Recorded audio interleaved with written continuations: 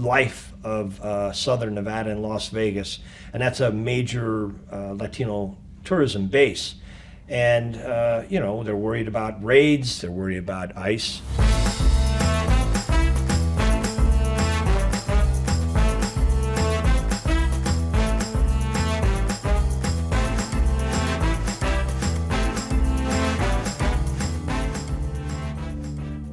Look at Las Vegas's tourism is down.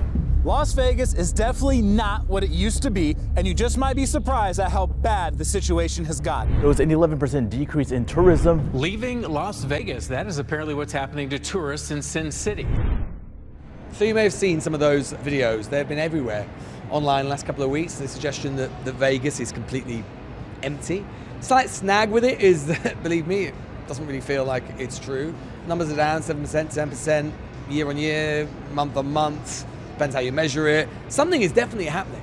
In terms of what's going on in employment numbers in the hospitality industry, that is a bigger thing, a structural thing than just short-term, medium-term decline in tourism numbers. It is something that is much bigger, and it is much bigger than just what's happening in Las Vegas. It's about the automation that is happening here, but is happening everywhere else in America, and is coming to us in the UK, it's coming to us in Europe as well. But of course there are political factors as well. It isn't just about big structural technological changes. It is true that some of that decline, 7%, 10%, whatever it happens to be, is about short-term politics, it's about short-term policy, and that inevitably all leads back to Donald Trump. Welcome to Tipsy Robot. That's not a promise, that is a premise. Here, this is a place where you can come. You've been able to do this in Las Vegas for a little while now. You can come, order a drink, there's not a soul working here, and you order your drink, your cocktail, it makes it for you, you go and collect it, you pay for it, that's it. It's a gimmick in a way. As I say, it's been around for a couple of years, but it is reflective of something. It's reflective of the fact that this is a city which in many ways is at the center of the automation revolution, which isn't going to transform our lives in years hence. It's transforming our lives right now. It's transforming this city's hospitality sector right now, because the big companies here, big casinos, massive industries, make huge amount of profit. They are investing huge amounts of money in using automation and AI, not just to encourage you or whoever is here to gamble more, but to replace the people that have made up their workforce for years and for decades. This is the epicenter, Las Vegas, of this change, this revolution, which is going to be so transformative to our economy. The layoffs started with MGM and with a couple of other properties. They are laying people off. MGM used the excuse of saying that people don't want to do in-person concierge, so we're going to lay off all of our concierge except for the ones servicing the whales or the people that gamble huge on their vacation. And a lot of those concierge people are gone and being replaced by AI. Then we have Excalibur. They got rid of all of their baggage porter services. Resorts World laid off a number of dealers, so did Fontainebleau. Those are the two newest properties on the north end of the strip. And more we're going to, if you're in the casinos, look around you, you'll see that there's huge amounts of stations where people are playing digital versions of craps and roulette and other different games, where you have one dealer that can entertain 50 different players. What's going on might be about some short-term things with the macroeconomy, maybe recession, who knows, maybe attitudes post-COVID towards gambling. Quite a lot of it is being driven by automation and AI. Of course, yeah, that's the future of this town especially. Think about this. These casinos are not so much hospitality and entertainment companies as much as they are data companies, and that's all they do. They collect data, they know all about the players, and it's a lot of numbers. And a lot of people that are right now being paid to crunch numbers are going to be some of the very first people in this town to notice that their job is just non-existent anymore, because AI can do what they used to do in a week in just a few seconds. Hollywood right here, there's a place called Tipsy Robot. It's been around for years. There's a place in Bellagio that's making desserts for chocolate, high-end chocolatier from Europe somewhere using a robot. Yeah, it's coming, and people don't see it because they think it's going to stay the same forever, but it's going to hit this town hard, I think. So no one knows the hospitality sector in this city probably much better than yourself, Ted.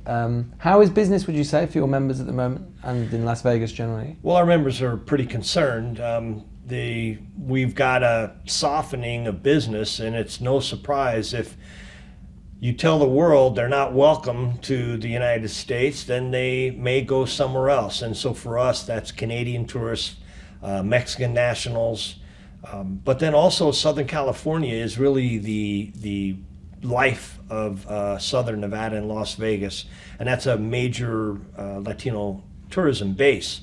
And they're worried about raids, they're worried about ICE, and they're also worried about the economy. So there's been a pullback.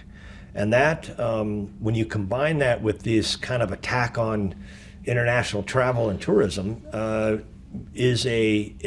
the hit. They're worried about this riling up of the economy with these kind of wild tariffs and kind of all this cost of living issues. And so our members are quite concerned. They're calling it a Trump slump. And so they're nervous about that. And, we're monitoring it very closely. Is this going to get worse? Is it going to change? Is it temporary or, again, rolling into a recession? We're not sure. But for Nevada and Las Vegas, travel tourism is number one. Everybody knows that. That's the number one major revenue source for the entire state. But what most folks don't know is that for every major metropolitan area in the U.S., whether it's LA, Chicago, New York, Miami, travel, tourism, hospitality is either number 2 or number 3 revenue producer. So if there isn't a course correction here, then yeah, it could be a problem. What do you think Vegas will look like in terms of that particular question in, say, 5 years' time?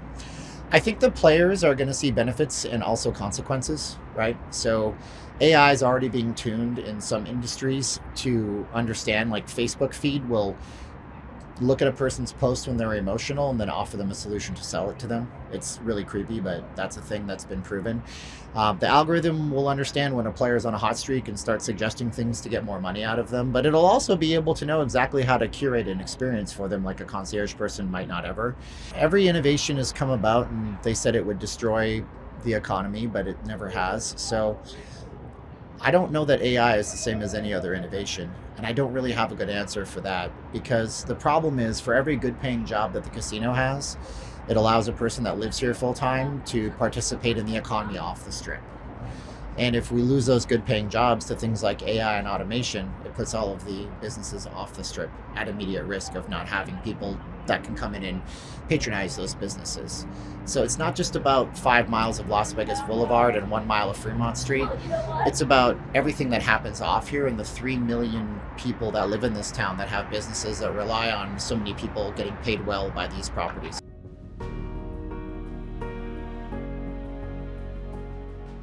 Trump has to recognize that the stuff he is doing, whether it is about tariffs, whether it is about changes in terms of alienating foreigners who might want to come here as tourists, whether it's about scaring his own citizens about ICE raids, that is all having an effect. It's all having a short-term effect, which is probably sapping business confidence, which might well lead to a recession or at the very least a slowdown. What about what is happening in this city right now as a sort of petri dish for America and for the wider world? The question of automation, the question of AI, which is already ripping through the jobs market. We spoke to someone in Silicon Valley the other day who said that 2028 presidential election, they think the defining political issue is going to be the job losses created by automation and AI. Is there anyone in American politics, up to and including the president himself right now, who is truly, truly grappling with that? If there is, I don't see much evidence of it. The News Agents. This is a Global Player original podcast.